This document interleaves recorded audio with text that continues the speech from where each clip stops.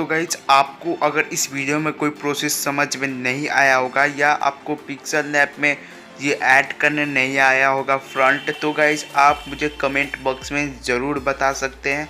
मैं आपके लिए एक नेक्स्ट पूरे तगड़ा वीडियो लेके ज़रूर आऊँगा।